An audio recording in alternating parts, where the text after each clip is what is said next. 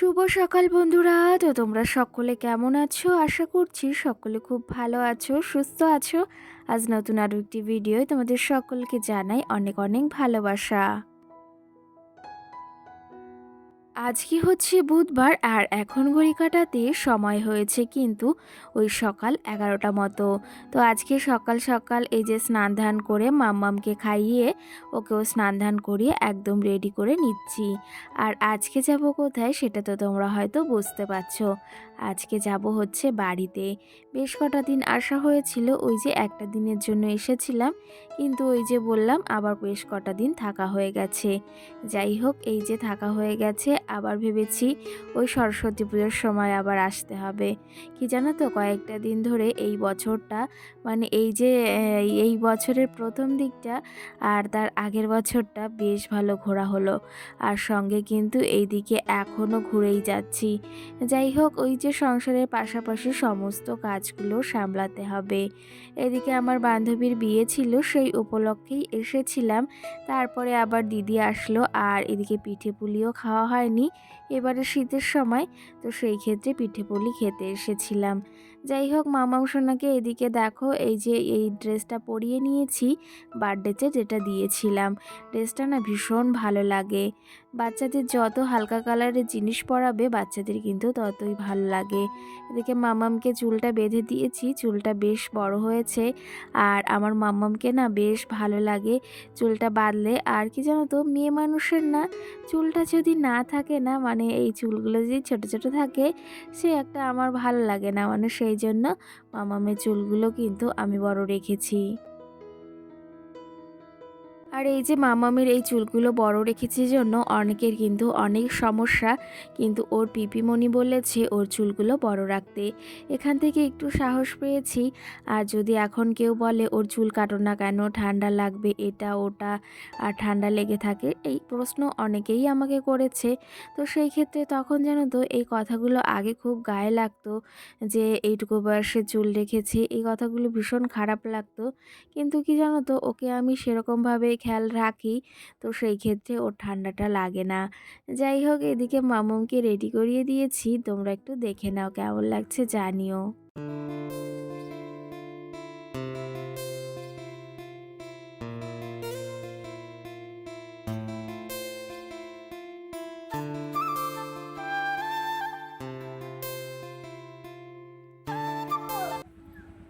তো বন্ধুরা, এদিকে রেডি হয়ে গেছি, এখন যাব হচ্ছে বাড়ির দিকে। বেশ কটা দিন এসেছি, তো এসে তো যেতেই হবে বাবার শ্বশুর বাড়িতে। বাবার বাড়িতে আর কতদিন বাদে হাঁটবো। মামা সোনাকে রেডি করিয়ে দিয়েছি, আর আমি কিন্তু রেডি হয়ে গেছি। দেখো কি করে, শুধু গায়ের ভিতর আসবে। কোনো একটা ভিডিও করার সময় হোক, কিছু করার সময় হোক, পুরো গায়ের ভেতর আসবে, আর শুধু দুষ্টুমি শুধু ওর। আর ব্যাগটা গুছিয়ে নিয়েছি, এখন যাব। এখন 12:30 প্রায় বেজেই গেছে। যেতে যেতে 3টে 4টে তো বেজেই যাবে, যেহেতু লাইনের গাড়িতে যাব, একটু সমস্যা তো হয়েই থাকে। আর আমি যে কুর্তিটাই পরেছি, আর তেমন কিছু করিনি। মা ডাকছে, এখন বেরোবো। তো চলো, তবে অটো গেল ওইদিকে, এখন যাব। আর ব্যাগপত্র মোটামুটি গোছানো কমপ্লিট, চলো তবে। হুম। আর এইদিকে তো আমি রেডি হয়ে নিয়েছি, মা একটু তাড়া দিচ্ছে যে সকাল সকাল বের হ। ওই যে বিকালের দিকে বের হলে না অনেকটা সমস্যা হয়। তো সেই ক্ষেত্রে আমি এদিকে ব্যাগপত্র নিয়ে রেডি হয়ে গেছি। কি জানো তো, প্রতিবার যখন আসি ওই ব্যাগটা কিন্তু একদম হালকাই নিয়ে আসি, আর সেই যেতে যেতে সেই এত ভারী হয়ে যায়, সেটা আর কি বলবো, ভীষণ পরিমাণেই রাগ হয়। তো আজকেও তেমনটা হয়েছে। ওই যে দিদি আবার একটু গুড় পাঠিয়েছে, তো সেটাই নিয়ে যাচ্ছি। কারণ কি জানো তো, আমাদের এখানে ভীষণ ভালো টাটকা গুড় পাওয়া যায়, তো সেটাই পাঠিয়েছে। আর তার সঙ্গে এটা ওটা নিতে নিতে না ব্যাগটা ভারী হয়ে গেছে। দেখতেই পাচ্ছ, ব্যাগটা একদম হালকা এনেছিলাম, সেই ক্ষেত্রে এখন ব্যাগটা ভীষণ ভারী হয়ে গেছে। আর সঙ্গে তো মামাম সোনা রয়েছেই, ওকে নিতে হবে, ব্যাগ রয়েছে, আবার কাঁধ ব্যাগ রয়েছে। সত্যি কথা বলতে আমি না আগে একদমই যাতায়াত করতে পারতাম না, মানে আমার শ্বশুরবাড়িতেও আমি যেতে পারতাম না। কিন্তু সময়ের সাথে সাথে আমরা সব কিছুই শিখে যাই। সময় আমাদের অনেক পরিবর্তন করায়, জানো তো। কিন্তু ওই যে সময়ের সাথে সাথে সব কিছু শেখাটাও আমাদের জরুরি।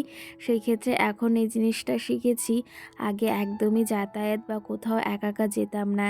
এখন এটা শিখেছি নিজেরই কাজে লাগে। কতক্ষণ বা স্বামী বা অন্য কাউকে বলা যায় বলো দিয়ে আসার কথা? তো সেই ক্ষেত্রে নিজে চলাচলতে শিখেছি এখন একটু হলেও। চলো তবে এখন বাড়ি থেকে বেরিয়ে গেছি। আর এই দেখো অটোর জন্য দাঁড়িয়ে রয়েছি। আজকে অটোটা একটু আগেই মানে বেরোনোর আগে চলে গেছে। তার জন্য এই রাস্তায় এসে এটা কিন্তু আমাদের বাড়ির সামনেই অটো যায় সেই রাস্তাটা সেখানেই দাঁড়িয়ে রয়েছি এখন।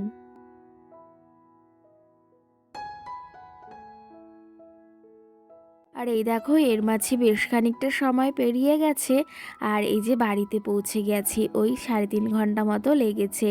কারণ কি জানো তো ওই যাতায়াত করলে যদি লাইনের গাড়িতে একটু আমাদের কিন্তু সময় লেগেই থাকে আর বাইকে গেলে আমি প্রায় ১ ঘন্টা ওই ৩৫ মিনিট বা ৩০ মিনিটের ভেতর পৌঁছে যেতাম মানে ১.৫ ঘন্টার ভেতর। কিন্তু লাইনের গাড়িতে আমাদের একটু সময় লাগে। তো যাই হোক বাড়িতে এসে এই যে পড়েছি আর এখন টুকটুক করে সমস্ত কাজগুলো সেরে ফেলবো।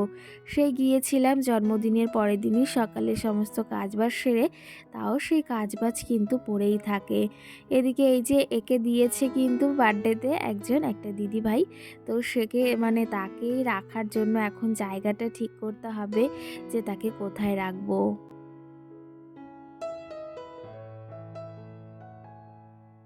কি জানো তো আমি না ছোটবেলা থেকে এই পুতুল টেডি ঘর গোছাতে ভীষণ ভালোবাসি।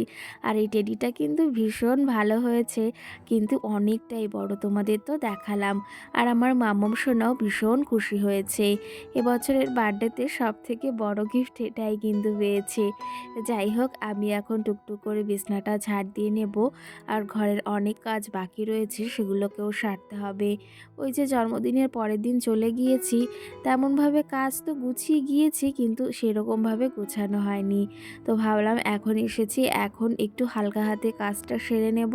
তারপরের দিন ওই যে ঘরে যে আবার নতুন সদস্য এসেছে তাকে আবার ঠিকঠাক করে রাখতে হবে। যতক্ষণ না তাকে আমি ঠিকঠাক করে রাখছি ততক্ষণ আমার মনের ভেতর একদম ভালো লাগছে না। চলো আপাতত একে এখানেই বসিয়ে রাখি।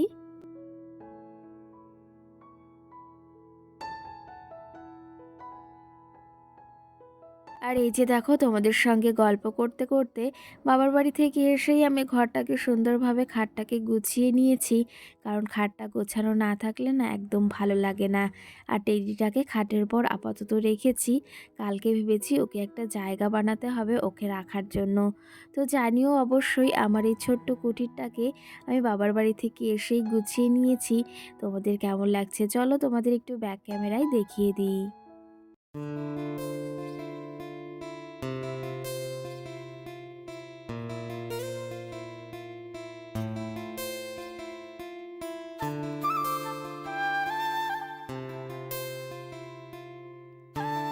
তোমাদের তো এই পাশটা দেখিয়ে দিলাম, এখন এই সাইডের অনেক কাজ বাকি রয়েছে। প্রতিবার যখনই বাবার বাড়ি থেকে আসি এই আলনাটা কিন্তু এরকমভাবেই এলোমেলো থাকে, মানে এর উপর জামা কাপড় থাকেই, তোমরা হয়তো লক্ষ্য করেছো। তো এগুলোকে এখন গোছাবো আর ইচ্ছা আছে ঘরে যেহেতু নতুন সদস্যকে আনা হয়েছে বার্থডেতে মাম্মামের, তো সেই ক্ষেত্রে এই আলনাটাকে এই সাইডে নেব মানে জানলার সাইডটাতে। আর এই যে যে টেবিলটা আনা হয়েছে ডাইনিং টেবিলটা সেটা এই আলনার সাইডে রাখবো। কেমন লাগবে অবশ্যই তোমরা জানিও যে এটা ভালো লাগবে না যেরকম আছে মানে সেরকমই ভালো লাগবে, সেটা তোমরা কিন্তু আমাকে একটু জানিও।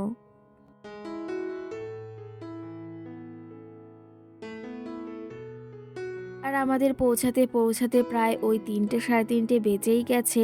তোমাদের দাদাভাইও কাজ থেকে বাড়ি এসেছিল। আর এইদিকে ও মানে খাওয়া দাওয়া করে এখন যাচ্ছে কাজের দিকে। আমি ভাবলাম টুকটুক করে তাহলে ঘরটাকে এখন ঝাড় দিয়ে ফেলি। আর চলো তোমাদের কিছু কমেন্টের রিপ্লাই দিই।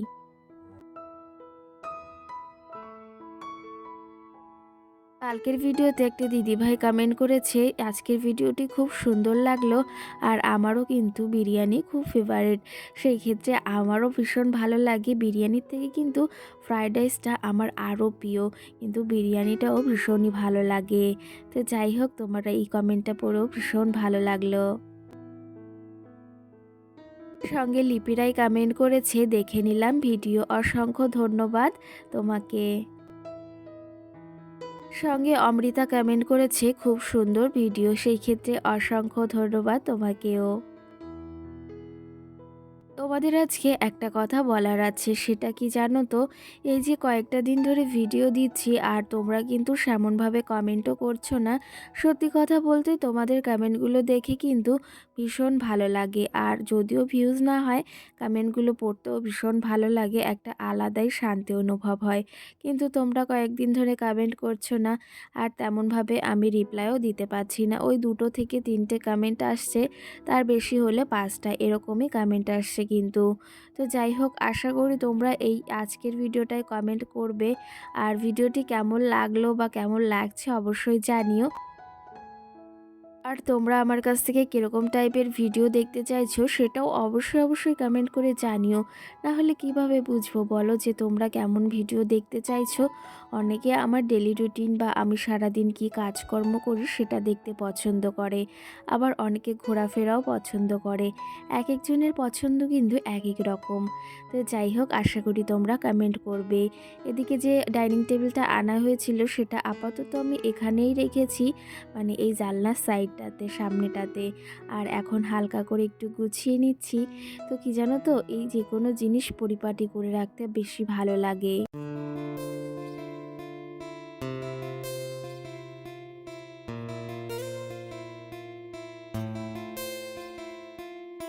আর এই যে টেবিলটাকে দেখো সুন্দর করে সাজিয়ে নিয়েছি, একটু ডেকোরেট করে নিয়েছি। কেমন লাগছে তোমরা অবশ্যই কিন্তু জানিও। এটাকে কিন্তু আবার সরানো হবে। তো যাই হোক, এইদিকে বাবার বাড়ি থেকে এসে চটজলদি কিন্তু হাতে আধ ঘন্টা সময় নিয়ে আমার এই ছোট্ট মাটির কুঁড়ে ঘরটিকে দেখো আরও পরিপাটি করে তুলেছি। ঘরে কিন্তু জায়গা নেই, কিন্তু জিনিসেরও আবার অভাব নেই। তো সেই ক্ষেত্রে জিনিস কিনতে আমরা সকলেই ভালোবাসি।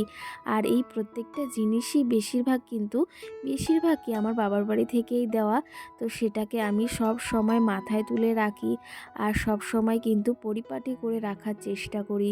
তোমরাও চাইলে কিন্তু ঘর ছোট হলে কি হবে, কিন্তু নিজের মনের মতো সব সময় পরিপাটি করে রাখতে পারো। আমার ঘরে কিন্তু জায়গাটা অনেকটাই কম, তো সেই ক্ষেত্রে আরেকটা জিনিস এনেছি। এই ডাইনিং টেবিলটা একটু সমস্যা হয়েছে, ভেবেছি জিনিসটা সরিয়ে আরেক জায়গায় পাতাবো। আর ছোট্ট ঘরে জিনিসপত্র রাখতে একটু অসুবিধা তো হয়, কিন্তু সেগুলো ম্যানেজ করে নিতে হয়।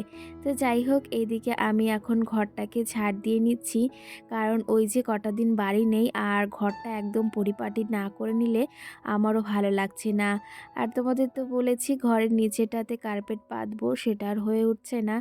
আশা করি খুব তাড়াতাড়ি চেষ্টা করব। তো চলো তবে, এদিকে আমি ঘরটাকে ঝাড় দিয়ে নিয়েছি, আর তোমাদের একটু এই পাশটা দেখিয়ে দিই। অবশ্যই জানিও তো কেমন হয়েছে।